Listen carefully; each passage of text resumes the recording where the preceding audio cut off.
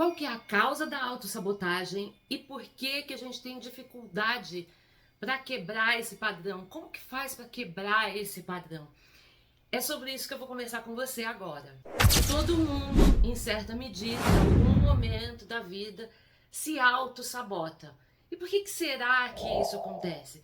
Quando a gente entende como que é o nosso padrão de funcionamento, porque todos nós temos um padrão de funcionamento. Quando a gente entende como que é esse padrão, a gente consegue fazer com que diminua, né, a frequência que essa autossabotagem acontece e até fazer com que ela desapareça. Autossabotagem é um comportamento que consiste em prejudicar ou sabotar os nossos objetivos e tarefas. Essa é a definição para a autossabotagem. Quando eu fui pesquisar sobre a definição de autossabotagem, encontrei ali diversas formas de falar sobre esse assunto, inclusive colocando a procrastinação como uma forma de autossabotagem. Eu já fiz um vídeo aqui, vou deixar o card aí em cima, né? Ou aqui em cima, acho que é aqui em cima, sobre procrastinação para você assistir e entender melhor como é que funciona esse mecanismo.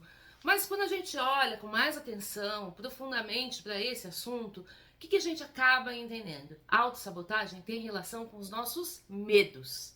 E se a gente está falando em medo, eu não poderia deixar de trazer para cá a definição de medo de um livro metafísico que eu estudo, o 100, Um Curso em Milagres, que fala o seguinte: o oposto do amor é o medo, mas o que tudo abrange não pode ter opostos. Esse livro, Um Curso em Milagres, ele fala em muitos momentos sobre o medo. Ele traz muitas explicações sobre esse assunto. O que acontece é que acaba ficando bastante ali no âmbito da filosofia, né? Não traz uma aplicação prática. E o que eu quero trazer hoje para cá é uma aplicação prática. Então a gente vai começar a tentar entender aí o que são esses medos. O objetivo aqui não é falar especificamente sobre medo. Inclusive já fiz um outro vídeo sobre esse assunto que eu vou deixar o card aí em cima se você quiser assistir. Mas é poder trazer para a discussão da autossabotagem qual que seria a origem, né? Por que a gente toma essa atitude de nos autossabotar?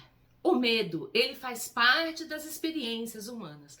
Para você ter uma ideia, o ser humano é o único animal capaz de ter sensações e liberação, inclusive, de hormônios, só de pensar, só de imaginar uma situação.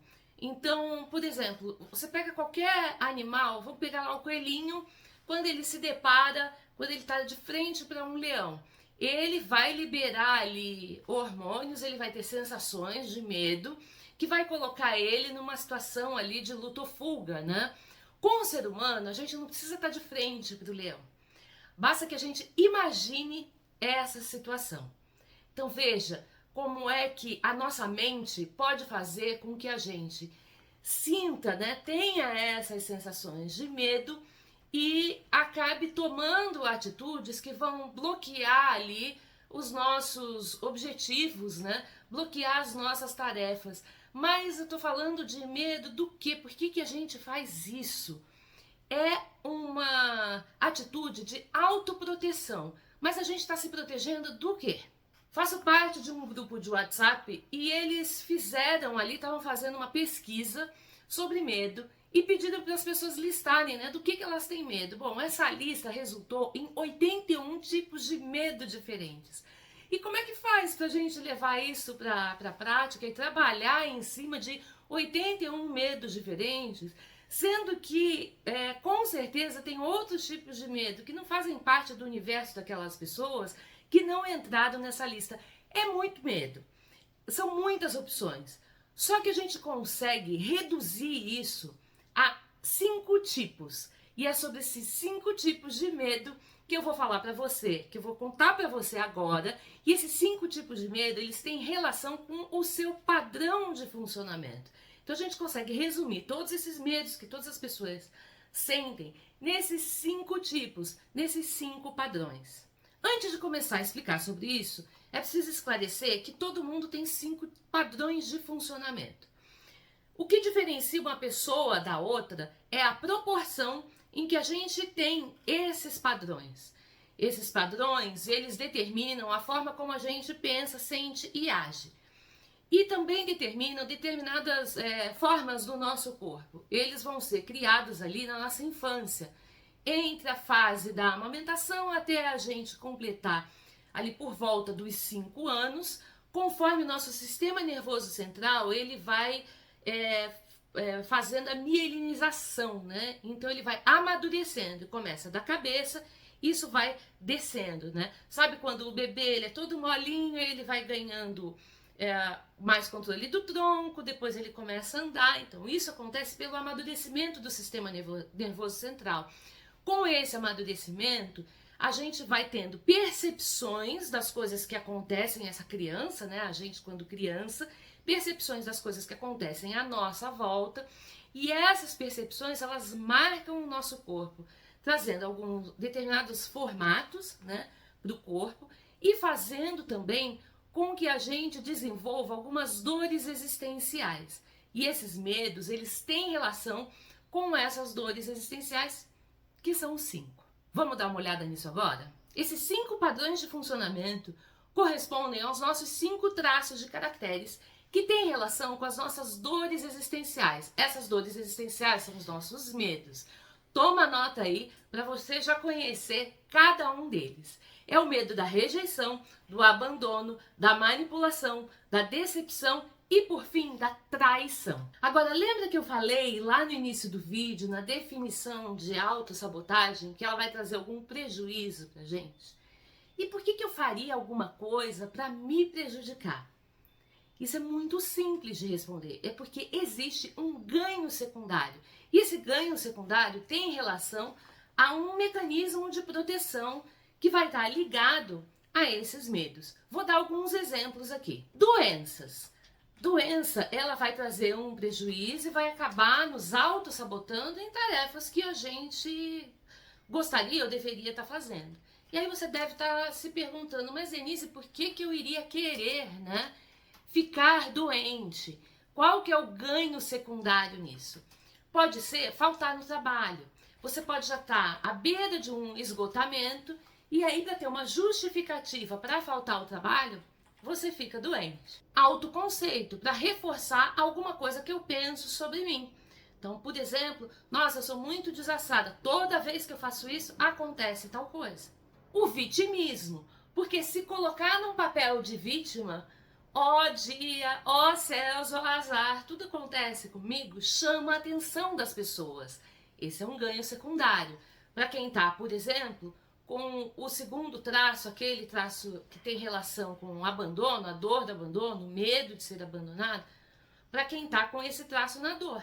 Eu poderia fazer uma lista de situações com que a autossabotagem se parece.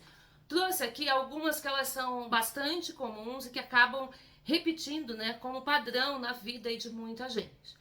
Agora vamos entender, dentro daquelas 5 dores, aqueles 5 medos, o que ele significa? Medo do quê? Naquele primeiro, o medo da rejeição é o medo de ser rejeitado e também de ter nossas ideias rejeitadas. Então, a pessoa que tem esse traço de caractere, que é ligado a esse medo mais alto, ela pode passar por isso e isso ser a motivação dela se auto-sabotar. Já o medo do abandono pode surgir quando a gente percebe que pode ficar sozinho em alguma situação. Por exemplo, você combinou com um amigo de sair, de ir numa festa, e aí esse amigo deu para trás. Você vai arrumar ali uma situação para se auto-sabotar, para se proteger dessa situação de ficar sozinho, dessa situação de ser abandonado. Já o medo da manipulação vai aparecer toda vez que a gente achar, perceber, e é percepção mesmo, às vezes nem é real, que a gente pode ser passado para trás, que a gente pode ser manipulado. É nesse momento que a autossabotagem ela vai aparecer naquela situação. Você vai inventar qualquer coisa para poder se ver livre dessa situação ou dessa pessoa que você ficou desconfiado ali, que vai te passar para trás. Já o medo da decepção vai aparecer todas as vezes em que eu perceber que eu posso decepcionar alguém ou que eu posso me decepcionar com alguma pessoa ou alguma situação. E aí eu vou criar essa situação de autossabotagem para poder me proteger e me ver livre dessa decepção. E por fim, o medo da traição, que vai aparecer todas as vezes que eu enxergar a menor possibilidade de ser trocado. E essa troca pode ser trocada por alguma pessoa, trocada por alguma situação ou tarefa. Então, nesse momento, eu vou inventar ali uma situação para me autossabotar, para justificar essa proteção que eu estou fazendo em relação aos meus traços. Se você já está curtindo esse vídeo, já tasca o dedo no joinha, que isso ajuda aqui no crescimento do canal, é um canal novo, aproveita que eu estou te ajudando para retribuir e me ajudar também. E agora conta para mim, você se identificou com algum desses medos? Se identificou com algum desses padrões? Pode ser que você tenha se identificado com mais de um. E por que que isso acontece? Porque, como eu falei, a gente tem os 5 padrões e eles vão aparecer em proporções diferentes. E pode ser que você tenha 2 ou mais padrões mais altos, mais predominantes. E aí, esses medos, né, desses 5 padrões, eles vão aparecer misturados. E tá tudo certo, é só a forma como você funciona. Agora, pode ser que você não tenha se identificado com nenhum desses padrões. O que pode estar acontecendo? O que pode estar acontecendo é que os seus padrões de funcionamento, os seus traços de caracteres, aqueles que você tem numa proporção maior, que tem pico, eles podem estar há tanto tempo vivendo uma situação de dor que você não tem essa percepção, que aquilo para você passa como uma coisa normal. Muitas vezes fica lá no nível do inconsciente e a gente não percebe. Porque o que acontece? A gente nunca vai conseguir se livrar da autossabotagem. O que a gente consegue é entender o nosso padrão de funcionamento e trabalhar para que a gente passe cada vez menos tempo ali nessa situação de dor, que a gente utilize cada vez menos esses nossos medos, essa percepção dos nossos medos para nos proteger, colocando os nossos traços de caracteres no recurso. Quando a gente coloca os nossos traços de caracteres no recurso, é quando a gente está de bem com a vida e a gente consegue aproveitar os nossos superpoderes, porque da mesma forma que os traços eles têm relação com esses medos, cada traço também tem superpoderes. Só que para a gente poder usar, a gente precisa entender esse padrão de funcionamento